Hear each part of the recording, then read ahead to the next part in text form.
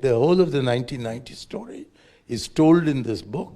It's when I discovered how communal, how Hindu-oriented PVNarasimhaRao was. And it foreshadowed how he would be sitting doing puja while the Babri Masjid was brought down. It also foreshadowed PVNarasimhaRao calling me in from my Ram Rahim Yatra, which is described in volume 2 of my memoirs, and saying to me, I have no objection to your yatra, but I disagree with your definition of secularism. So I asked Narasimha, but sir, what's wrong with my definition of secularism? He said, Mani, you don't seem to understand that this is a Hindu country. I sat up in my chair and I said, but that's exactly what the BJP says.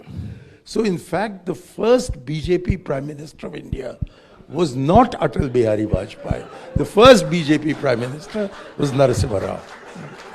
Okay, I think